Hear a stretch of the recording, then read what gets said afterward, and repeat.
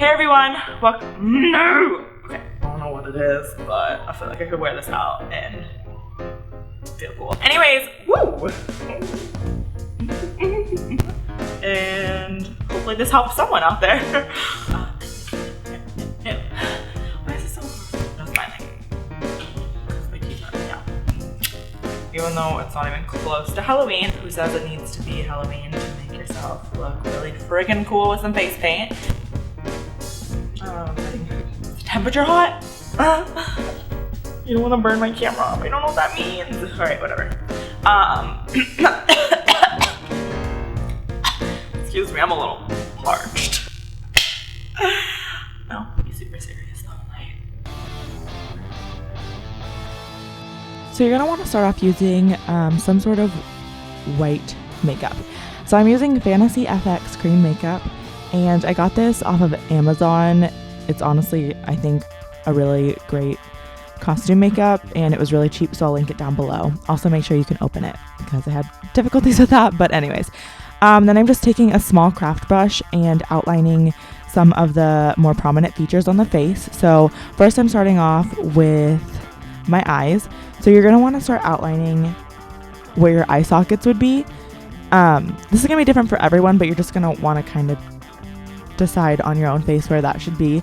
And go a little bigger than what your actual eye socket is because you want that to be really round and big. So as you can see, I kind of messed up, but you can just wipe it off and keep trying. The only thing I definitely recommend is keeping your eyebrows within the circle because you do not want to try to cover that up with white. It just won't work very well. You're going to want to cover that up with black. So I outlined my nose as well. And then just getting my hair out of the way so I can blend in the rest of the makeup.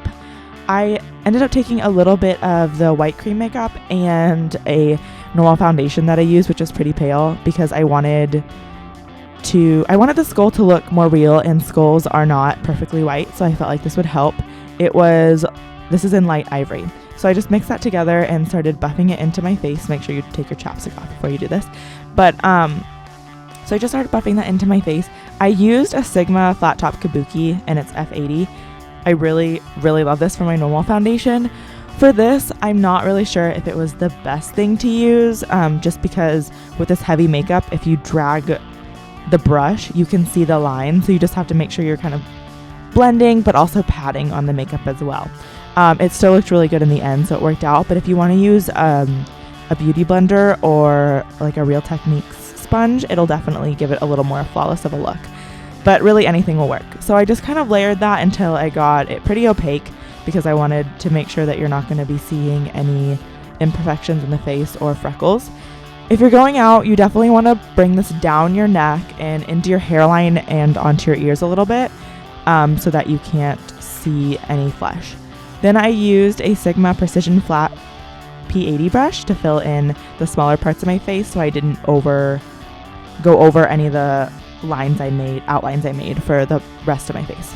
Then I used NYC translucent setting powder and just kind of patted that onto my face with a Sigma round kabuki F82 brush.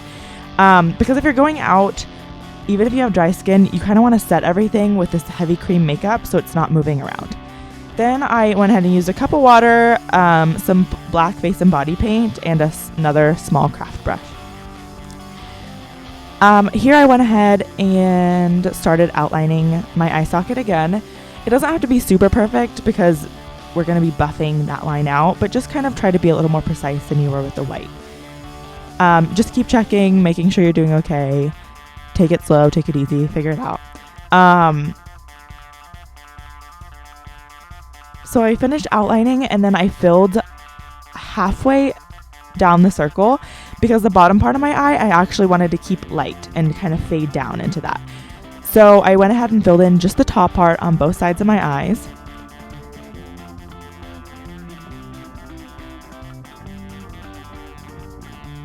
And then I went ahead and drew my nose in and filled it all the way in as well.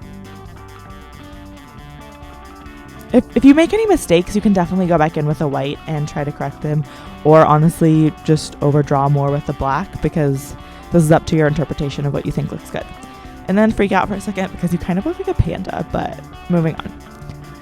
Then I went in with an old Naked palette that I have, and I took the color Naked and kind of just buffed it in as a transition color, but I also didn't want it to be too light in that area. I wanted it to be an easier transition from the black into the brown.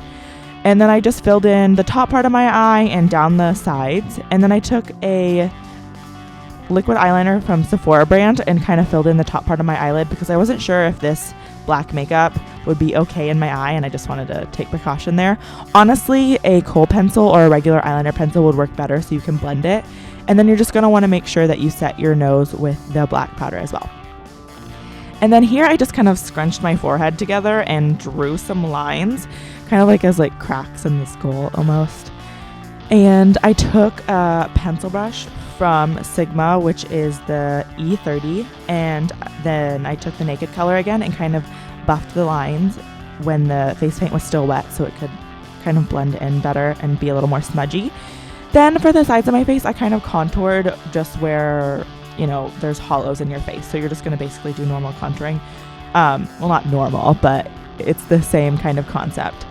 With this, again, you're going to want to try to get it as close into your hairline as you possibly can so you can't see the difference. But my hair was going to be down and I was going somewhere, so I didn't really want to do that. But I tried to get as close as possible.